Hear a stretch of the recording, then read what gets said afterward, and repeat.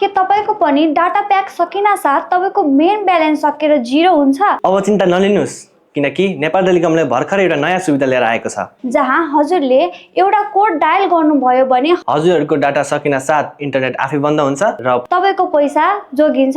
आउनुहोस् 1 मिनेटमै यो सेटिङ मिलाउन सिकौं। स्टेप 1 कल गर्ने ठाउँमा जानुहोस्। सबैभन्दा पहिले आफ्नो मोबाइलमा रहेको कल एपमा जानुहोस् र त्यहाँ नेपाल टेलिकम एनटिसी को मार्फत *444# गरी डायल गर्नुहोस्। स्टेप 2 अप्सन छान्ने। अब तपाईको मोबाइलको स्क्रिनमा लिस्ट आउँछ।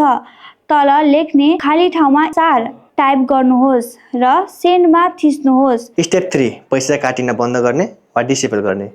फेरि अर्को लिस्ट खुल्छ। अब त्यहाँ 1 नम्बर टाइप गरेर सेन्डमा थिच्नुहोस्। यति गरेपछि तपाईको मोबाइलमा योर पेजी डाटा सर्भिस डिसेबल भनेर इंग्लिशमा लेखिएको मेसेज आउँछ। यसको मतलब काम सफल भयो। अब के हुन्छ? अबदेखि हजुरको डाटा प्याक सकिन साथ इन्टरनेट आफै चल्न बन्द हुन्छ र हजुरको मेन ब्यालेन्स सुरक्षित रहन्छ। जसले गर्दा मेन ब्यालेन्स सकिन बन्द हुन्छ र फेरि चाहिएमा फेरि प्याक लिन पर्ने हुन्छ। यो कोड डायल गरेर सेटिङ मिलाउन कुनै पनि पैसा वा शुल्क नलाग्ने भएकाले यो सुरक्षित पनि छ। यो जानकारी आफ्नो साथीभाइ र परिवारमा शेयर गरेर उहाँहरूको पैसा जोगाउन मद्दत गर्नुहोस्।